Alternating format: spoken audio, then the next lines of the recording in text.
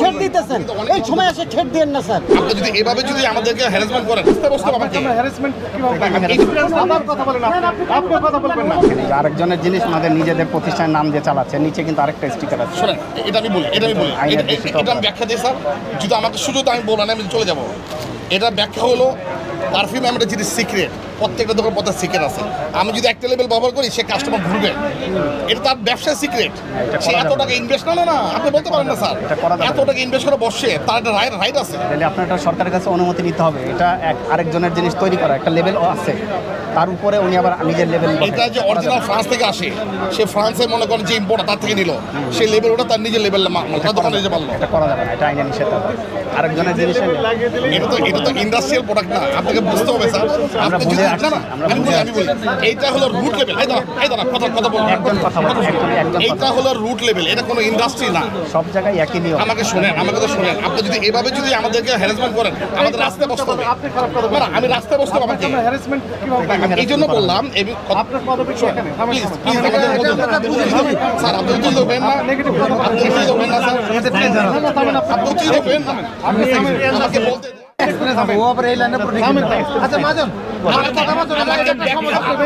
ব্যাখ্যা দিতে হবে তোমাকে। আপনি একটু থামেন, দোকানের মালিক আপনার কথা বলবেন না। দেশ জুড়ে তোলপাড় ওয়ালজ এন্ড ফ্রিজ কিনে আপনিও হয়ে যেতে পারেন মিলেনিয়ার। আপনি হ্যারাসমেন্টের কথা কেন বলে একটু ধৈর্য ধরে আপনি আমাদের অফিসে গিয়ে ব্যাখ্যা দিবেন যে কেন হ্যারাসমেন্টের কথা বললেন। আচ্ছা, আগে ব্যাখ্যা দিবেন, তারপর আপনার ব্যবসা কাজ চালাবেন। এখন আমাকে বলতে হবে না, এখনো কথা বলতে পারবেন না। তো বলেন এখন আপনার যা খুশি তাই এখন করেন। আপাতত আর কথা বলতে পারবেন না, এই একটা ফল্ট আপনি করেছেন। না না, আর কথা বলবেন না, আর কথাই বলবেন না। বলতে না করতে ওকে বলবেন না বলবেন। সভাপতি সেক্রেটারি দুইজন আছেন, ওনার চেয়ে আপনি বড় না, উনি সমিতির সদস্য বড় না সভাপতি বড়, সেক্রেটারি বড় না সদস্য বড়? এটা সম্বন্ধে ওনার এক্সপেরিয়েন্স আবার কথা বলেন, আপনি কথা বলবেন না, জানি তো আপনি কথা বলবেন না। অসহ্য মানুষ তো, আমরা কেন কথা বলবো? আপনি কথা বলবেন, আপনার নেতা আছে না?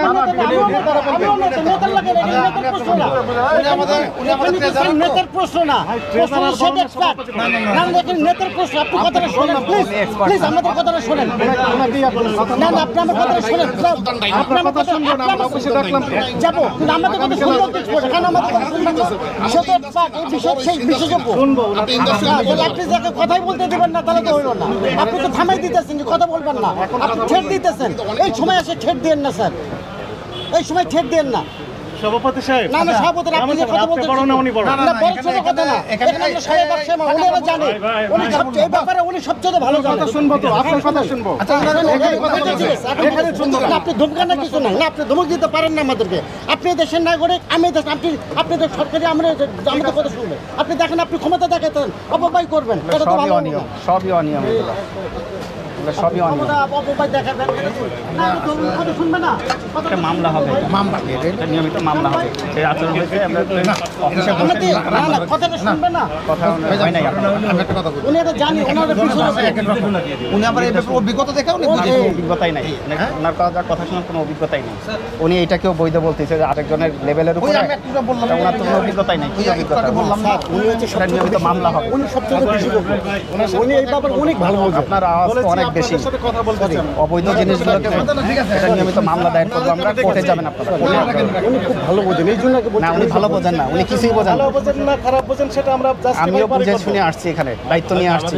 আপনাকে তো আমি ডাকি না এখানে, আমাদের আসতে জয়েন্ট সেক্রেটারি ভাই, আপনার নাম কি?